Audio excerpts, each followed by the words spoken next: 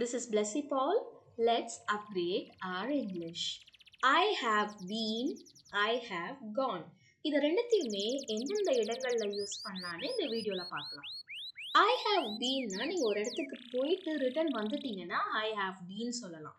I have goneனா ஒரு இடத்துக்கு நீங்கள் போயிருக்கீங்க இன்னும் ரிட்டர்ன் ஆகலை அப்படின்னும் போது I have gone சொல்லலாம். Examples, I have been to the market. நான் மார்க்கெட் போயிருந்தேன். I have gone to the market. நான் மார்க்கெட் போயிருக்கேன். இப்போ உங்களுக்கு ஒரு டவுட் வரும், நம்ம ஏன் have யூஸ் பண்ணோன்ட்டு.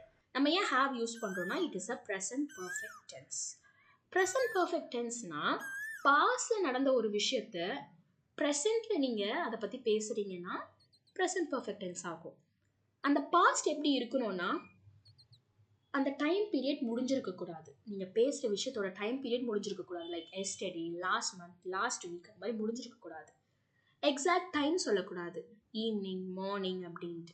எப்படி இருக்கணும்னா கொஞ்சம் நேரத்துக்கு முன்னாடி ஒரு ஆக்ஷன் நடந்திருக்கும், அந்த ஆக்ஷனை பற்றி இப்போ நீங்கள் பேசுகிறீங்கன்னா அது ப்ரெசன்ட் பர்ஃபெக்ட் டென்ஸ் ஆகும். இப்போது நம்ம ஒரு சில எக்ஸாம்பிள்ஸ்லாம் பார்க்கலாம். அந்த எக்ஸாம்பிள்ஸ்க்கு பார்க்கறதுக்கு முன்னாடி சப்ஜெக்ட் ரூல்ஸ் பார்த்துருவோம்.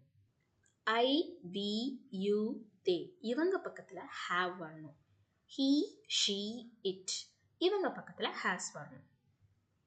First one, she has been to the office this week. அவ இந்த வாரம் ஆஃபீஸ் போயிருந்தா. we have gone to the temple. நாங்கள் கோயிலுக்கு போயிருக்கோம் அப்படின்னு அர்த்தம். இன்னும் உங்களுக்கு ப்ரெசன்ட் பர்ஃபெக்ட் டென்ஸ் பற்றி கற்றுக்கணுன்னா கீழே கமெண்ட் பண்ணுங்கள். தேங்க்யூ.